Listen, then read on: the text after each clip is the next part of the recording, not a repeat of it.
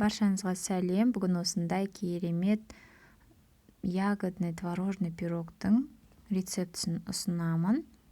Видеоны соңына дейін қарап, бағалап өтіңіздер және міндетті түрде жасап көрулеріңізді өтінемін. Өте дәмді шығады. Ал енді қамырын жасауға кірісеміз. Ұнымызға електен өткен үстінен қопсытқышты қосып, араластырып аламыз. Оның үстінен бөлме температурасындағы майды салып, қатты жұмсап кетпеуі керек, бірақ осылай қолымызбен крошка жасап аламыз.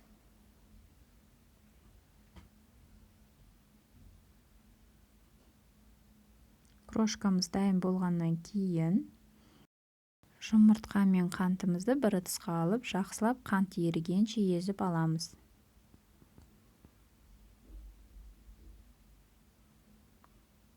Описание бөлімінде толық рецепт жазылған, қарап көрсеңіздер болады. Осылай араластырып, одан кейін осы крошкамыздың үстінен салып, қамыр илейміз.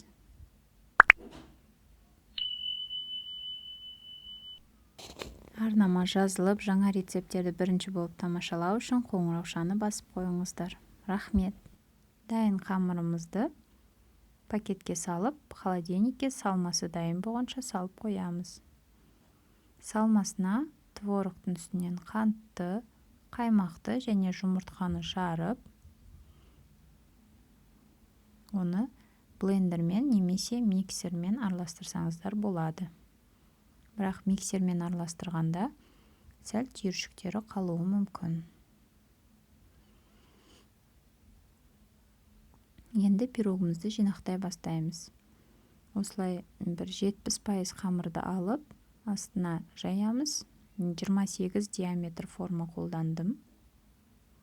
Және қалған қамырды осылай шетінен бортик жасаймыз.